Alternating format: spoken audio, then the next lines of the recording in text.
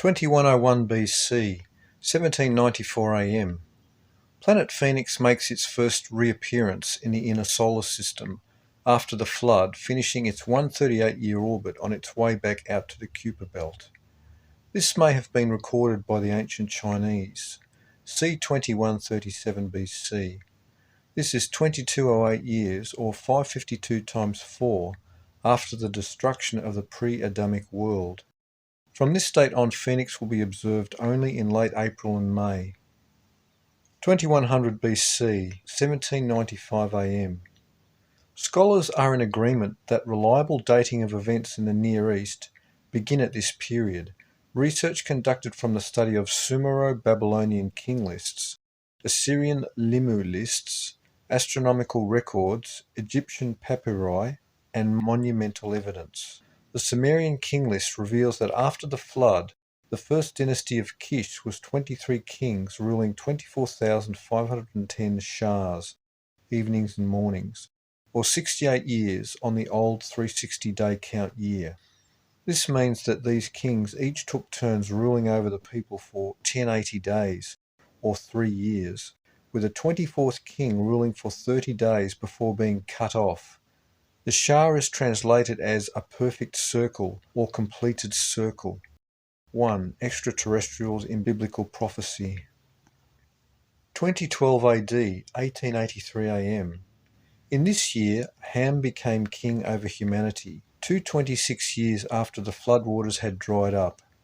The families of Ham, Japheth, Shem, and the other sons and daughters of Noah and Namar were becoming populous.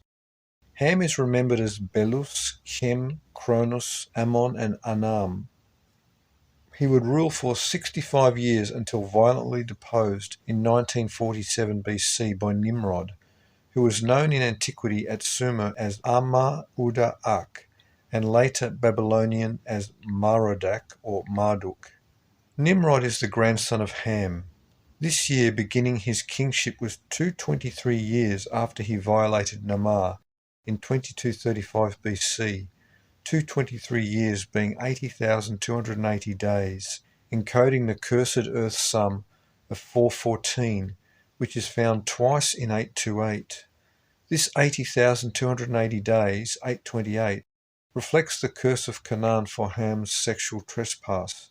And further demonstrating the curse is the fact that when Ham violated Namar, it began an 828-year countdown to 1407 BC, when the Israelites would slaughter the 7 nations of Canaan and occupy the land of promise. According to the early Greeks, the reign of Cronus was a golden age of peace and prosperity, when people never grew old. This is paralleled in the genealogies of Genesis and Jasher. People born after the flood lived for at the most 400 years, with human longevity declining rapidly afterward. 1. The Greek myths. 1987 BC, 1908 AM. Cush, the son of Ham the king, 25th year of reign, took a new wife, one of the beautiful and tall daughters of Noah and Namar, born after the flood, named Semiramis.